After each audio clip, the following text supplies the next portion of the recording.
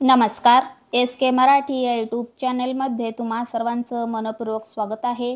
तर मित्रांनो, राज्य सरकारी कर्मचाऱ्यांच्या प्रलंबित मागण्या पूर्ण. जून महिन्याच्या पगारासोबत मिळणार हे 2 मोठे आर्थिक लाभ. या संदर्भात सविस्तर अशी माहिती आपण या व्हिडिओच्या माध्यमातून जाणून घेणार आहोत.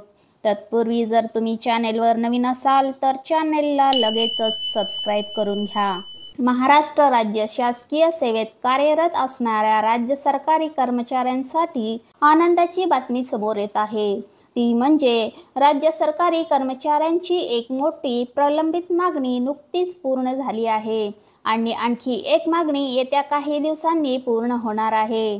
त्यामुळे राज्य कर्मचाऱ्यांचा जून महिन्याचा पगार हा राज्य कर्मचाऱ्यांसमवेतच पेन्शनधारकांना देखील त्याचा लाभ मिळणार आहे.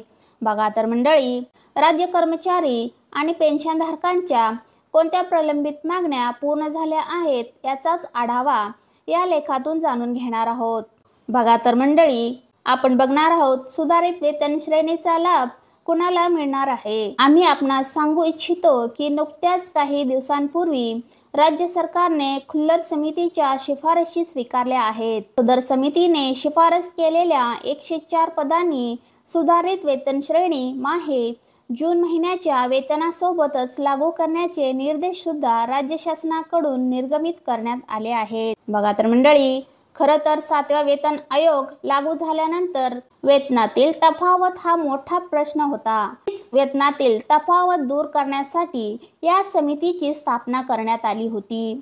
दरम्यान या समितीच्या शिफारशी आता स्वीकृत करण्यात आल्या आहेत. यामुळे संबंधित 104 संवर्गातील कर्मचाऱ्यांच्या पगारात माहे जून महिन्यापासून वाढ होणार आहे. खरं तर सुधारित वेतन श्रेणीचा लाभ 2016 पासून मिळायला हवा, म्हणजे थकबाकी मिळायला हवी अशी सुद्धा मागणी कर्मचाऱ्यांकडून उपस्थित केली जात होती. मात्र सरकारने थकबाकी देण्यास नकार दाखवलाय. आता आपण बघणार आहोत मंडळी, महागाई भत्ता वाढीचा लाभ कसा मिळणार आहे. राज्य सरकारी कर्मचाऱ्यांना सध्या 53% दराने महागाई भत्ता मिळतोय.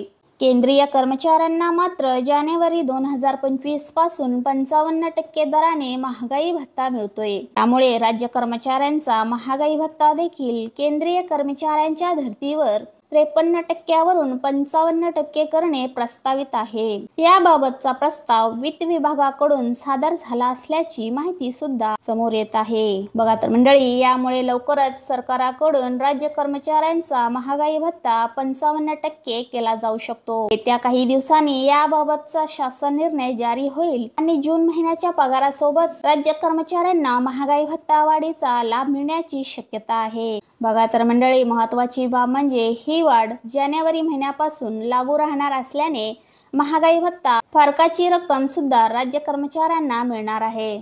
चला तर मंडळी, अशाच महत्त्वपूर्ण बातम्यांच्या अपडेटसाठी व्हिडिओला लाईक करून चॅनेलला सबस्क्राईब करून घ्या. भेटूया पुढच्या व्हिडिओमध्ये. धन्यवाद.